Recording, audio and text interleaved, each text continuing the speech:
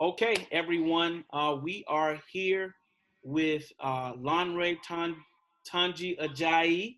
My name is Chadwick Leonard. I am the executive director of Conquering the Curve Incorporated. We are so excited to have Lanre with us here today.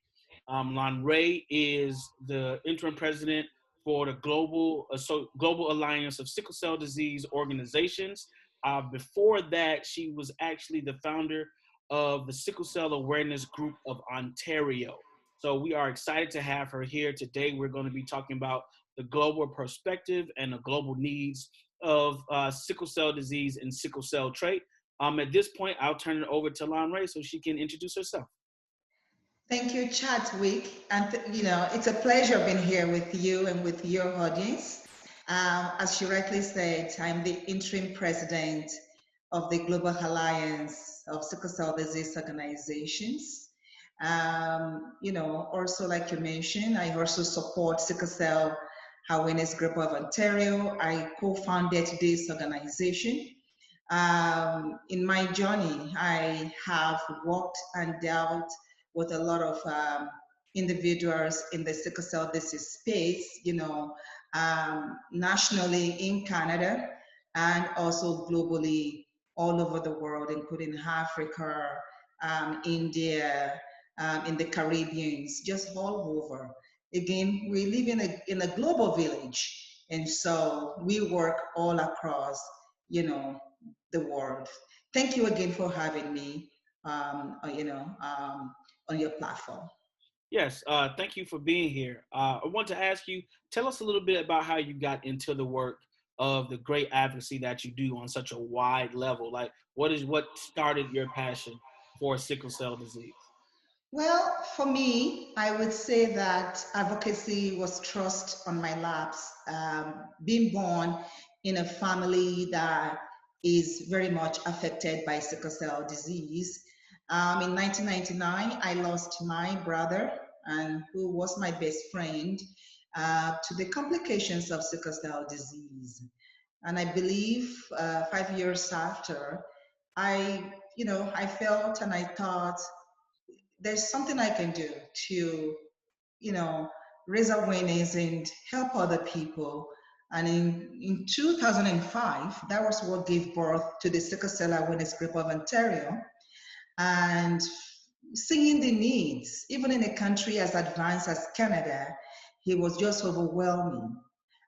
Initially, I was going to do something for 1 year and just move on with my life. But with the needs that were presented by the families in our country, Canada, I just have to keep going. And it was great that I had many people around me supporting me, the care providers, the caregivers, the individuals with sickle cell disease themselves, and the industry wanted me to move forward because they see the impact that the organization was making in the country. And so, believe it, that we didn't have any national organization in Canada. And so in 2012, myself and some advocates came together that we needed to have a national group. So we formed the Sickle Cell Association in Canada, and they asked me at that time to support as the president and CEO, and I was in that position for 5 years, right? So the Sickle Cell Disease Association of Canada was, given birth to in 2012, and the organization has been impactful in ensuring that we have newborn screening. While I was the national president, almost every province in this country was able to implement newborn screening. We were able to make June 19 as law. I know in many parts of the world it's celebrated, but in Canada it's actually the law, whereby the law was passed in our House of Commons that every June 19 awareness must be raised around sickle cell disease. So these are some of the works that I was able to do in terms of at the national level in Canada. And then when the opportunity presented itself to also serve at the global level, I offered to support. And that's why I am where I am supporting the foundation. Let's put it that way. It's a very young and new organization. It's at the foundational level, to be able to ensure that we have a good structure for the global organization. And that is what I've been able to support and continue to support the organization in this role. Thank you. That's an amazing story. And just once again, just thank you for all the work that you do in the space. And I'm glad you segued into um, the Global Alliance. Talk to us more about the reason for the founding of the Global Alliance and some of the core things that you that organization seeks to get done. Wonderful. Thank you, Chadwick. So, as you know, sickle cell disease is predominantly in the sub Saharan Africa, in India, Saudi Arabia, those parts of the world. We know that high prevalence of sickle cell disease is in the low and medium resource countries of the world. This is where they may not have a lot of money in terms of programs and support and treatment, but they do have the numbers. And yet you find in other parts of the world, like in North America here, there's just a lot of resources that we have access to, and we don't even have that many patients. In Canada, we have about 6,000 patients. And in the US, I would say maybe about 100,000 patients with sickle cell disease. Yet you find in Nigeria, every year, about 150,000 babies are born every year, just every year. Just imagine the population of individuals with sickle cell disease in that country. So how do we bridge the gap between the high resource and the low resource? How do we exchange knowledge translation? How do we support advocacy to ensure that every individual with sickle cell disease, no matter where they live in the world, has access to equitable care, right? So to get that, that is what the global advocates, we came together on March 15, 2019, in a meeting in London, courtesy of Novartis, and we discussed different issues, global issues around sickle cell disease, but we also spoke about the need for a global patient organization. So this organization its main focus will be to work with the national and regional level organizations to advance the cause of sickle cell disease globally. In addition, we also want to connect the local groups, right, with the national groups, connect individuals with the local groups. It's on a chain. So GASDO, as we call it, the acronym, the Global Alliance of Sickle Cell Disease Organization, is a place for everybody, as individuals, as volunteers, as advocates, as local organizations, as national organizations, as regional sickle cell organizations, has even we are encouraging care provider organizations to be part of what we're doing, industry partners, because together we can move global advocacy for sickle cell disease forward. Because currently, as I said earlier, a lot of people in the low resource countries are suffering. Children are dying before the age of 5. There is no access to very simple disease modifying therapies and treatment, including hydroxyurea for many people. And so the only way we can help to bring this to happen is to have that global unified organization that will support groups all across the world to bring advocacy to where it needs to be. Yeah, that is, not only is that amazing work, but I think it's ambitious work, which is what we need for the sickle cell community. Me not having sickle cell myself, but understanding what it is about because of organizations like yours and igniting my passion and continuing to um, do the work that we do at Conquering the Curve. I think that, you know, a global organization and a global voice is something that can definitely push the community forward and continue to push the community forward.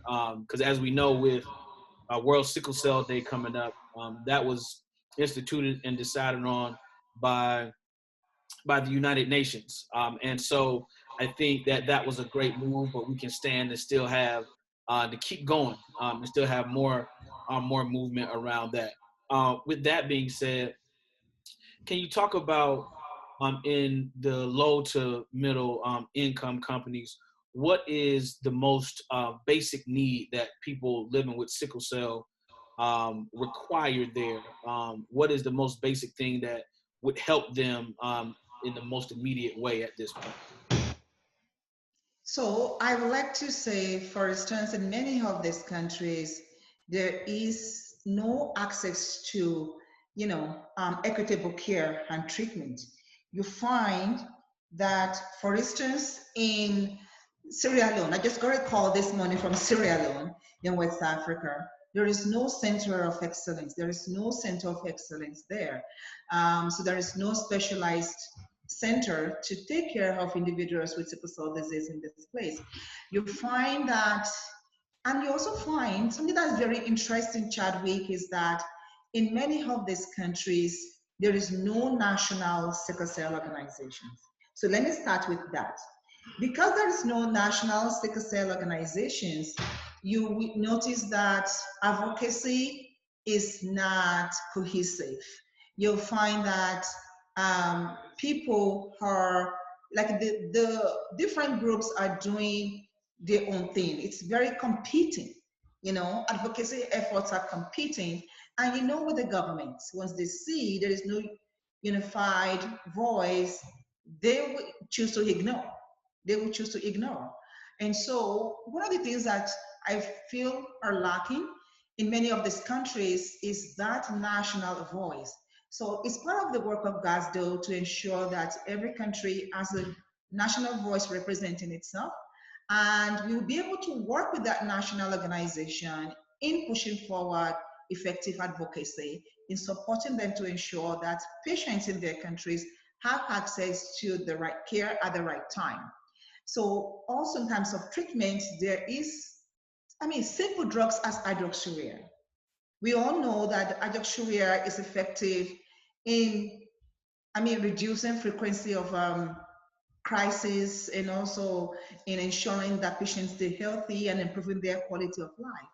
It's very cheap. You have the generic. It's very, very cheap drug, yet many individuals with sickle cell disease in many of these countries do not have access to this.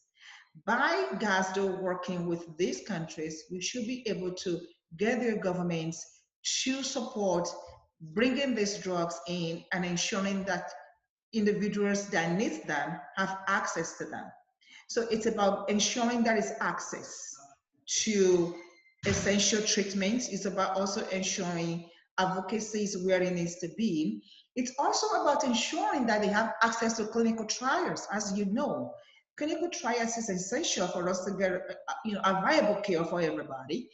And currently, you know that with the state of things, almost every pharmaceutical will bring clinical trials to USA or Europe, but they're not going to Africa. They're not really going that much into India. And this is where you have the population. How do we bridge that gap to ensure that even patients in India, in Africa, in Brazil, in these parts of the world that have high population, have access to clinical trials, and they are part of the cure? Because the only way we can know how a drug performs is we have the number, we have the right number of people to run the trials on. And this is where you have the families, but they're not going there. So GASDO will help to bridge that gap, even in that area. And lastly, in the area of care providers, we also know that many of the care providers in low and medium resource countries may not have access to the state of the heart guidelines, the current guidelines that are used maybe in Europe or in North America. How do we ensure that even though, for instance, American Society of Hematologists, for instance, may have all these wonderful guidelines, how do we ensure it reaches where it needs to reach? This is part of the work of GASDO to take these guidelines and take it to where it's needed so people can have the right tools to support their families that need to be supported in this part of the world. So we are working with a lot of collaborators, including American Society of Hematologists, Global Sickle Cell Network, which is a network of care providers that are also supporting, care providers across the world, including Africa. And so I believe that with these partnerships, we will be able to penetrate into the barriers that are currently presenting itself, especially in the low and medium resource countries. Yeah, I think one things that come to mind when you talk about clinical trials and when you talk about guidelines, um, are there any models or any examples of cities, countries, or states that you know of that are actually doing things right? Um, and any examples of people taking adequate steps or taking better steps to get to where the sickle cell community needs to be? Well, if you ask me in terms of states, and so I know that U.S. is, many states in the U.S. are doing wonderful work, and our member organization, Sickle Cell Disease Association of America, is doing a lot of great work supporting the many families in that country. Also, our member organizations, in Canada, for instance, Sickle Cell Disease Association of Canada and the Sickle Cell Awareness Group of Ontario, doing a lot of great work in, in what they do in supporting families. UK also, you have the Sickle Cell Society working closely with the care providers. But again, these are just a few examples, right? There needs to be a better representation of organizations doing great work across the countries. I know Bahrain Society is doing wonderful work as well, and I can tell you in Bahrain, due to the work that is being done in that country, they have drastically reduced the rate of death, mortality due to sickle cell disease in Bahrain. It's drastically reduced. It's just one country that we can emulate in what they are doing. It's in the Middle East, yes, and when they saw the high mortality and morbidity that their patients are experiencing, they did something about it. And now they have very reduced rate of individuals with sickle cell disease. Many countries have guidelines, especially in the high resource countries. And the purpose is for us to take those guidelines that are working for them and take it and use it in other parts of the world. They have to modify it, of course, to what works for them. But at least they don't have to reinvent the wheels. They can start with what we present to them. We can work with them to ensure they have these tools. And where the governments are not listening, we can come in and support their advocacy work to say, this is what this country needs. This is how we can get it done. And we can push the government as a global voice. We will also be working with the World Health Organization, UNESCO, among other international bodies to ensure that we are working in collaboration with the right international organizations in order to ensure that no one, no matter where they live, is lacking in adequate care when it comes to this disease. Yeah, I think that's great work, and I definitely think if there are more places like Bahrain, research should definitely be done. I want to go back to what you said about a global voice. I see that Gasto is doing the Sickle Cell in My Language campaign on social media leading up to World Sickle Cell Day. Can you tell us about the importance of that when it comes to the different cultural stigmas that are associated with sickle cell disease and how those are expressed around the world? Yes, so as you know, in North America here, we call sickle cell, and that's what we know. In many parts of the world, especially in UK, and where our English is our first language, sickle cell disease is sickle cell disease. But in many parts of the world, they have other languages other than English, and it's very interesting to note that when you actually translate what they call sickle cell disease, you find that does that really mean the sickle cell disease? You know, for instance, in some language in West Africa, in Yoruba language, some call it abiku, which is children who come and go. And children who come and go is not really the translation for sickle cell disease. You agree with me? And some also call it aromalegon, which is a disease that hurts the bones. So yes, it hurts the bones, but it also hurts more than the bones.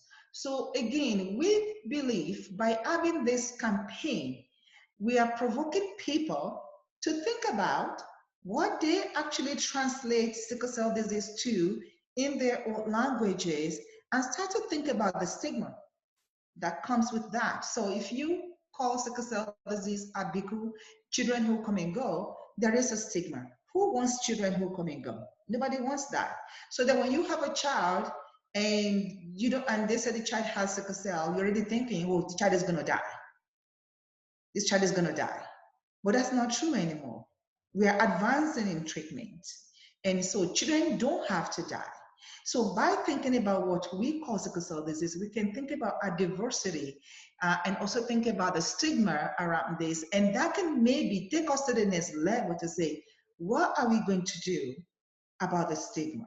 What are we going to do about the emotional implications of what we actually call sickle cell disease in these languages, and how can we help improve on that? So this poster that is worked on by our communication team will be unveiled today, June 17th. And we encourage you to please share the poster widely. Let's know what other people call sickle cell disease in their own languages. And let's learn these words and what this means, the implications, the stigmas. And let's start to think about what are we going to do with the stigmas. Yeah, I think that's beautiful. When I first heard about the project and when you first explained the project to me, it made so much sense about just the cultural differences of this one disease and how people express it and explain it. I want to thank you so much for being here with me and having this conversation. But what I really want to do is um, give you the opportunity to tell people how to get in touch with Gasto, how to get in touch with Sego, your website, and how to follow you on social media so that they can be a part of this work, and that make sure they know that if they don't have to have sickle cell to be a part and to help your efforts and everything that's going on. So if you could just tell me a little bit more about that and how you guys would like to be reached out to, and uh, kind of what are you guys looking for people to do as far as social media and all of those things? Wonderful. Thank you, Chadwick. So just before I, I give you more information about Gaxdor, I also want to mention that this Friday is World Sickle Cell Day, and the Gaxdor will be hosting a global webinar on the current sickle cell disease advocacy work across the world. We'd like you to join us on this webinar. And more information is our website on that, how to register. If you go to www.scdglobal.org, scdglobal.org, you will see the flyer and the link to register to be part of this webinar. For you to connect with Gaxdo, again, you can go to our website. There is a subscription page. You can subscribe to our newsletters to be able to receive newsletters from Gaxdo. You can subscribe to our family network. Again, you don't have to have sickle cell disease. We need advocates, we need volunteers, we need collaborators, we need the community to be part of what we're doing. And we welcome you to join us and be part of what we're doing. Again, you can connect with us on social media. On Twitter, our Twitter handle is SCD Global, just as simple as that, at SCD Global. And on Instagram, we are at scd.global. global.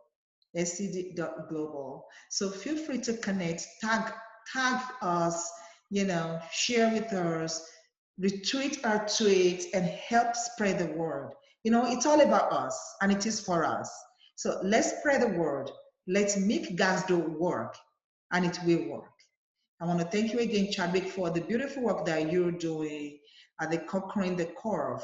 And it's just amazing that, even without you having sickle cell disease, you have done so much to support this community. And I think it's individuals as yourselves that this cause need to move it forward. Thank you. Thank you again so much for being with us.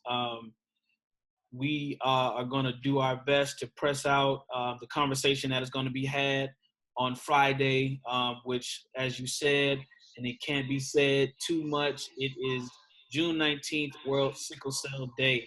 It is an opportunity to learn, to find out more, and hear about these conversations going on in the sickle cell community that need your advocacy and that need your help. So thank you, Lon Ray, for joining us. Thank you, audience, for joining us.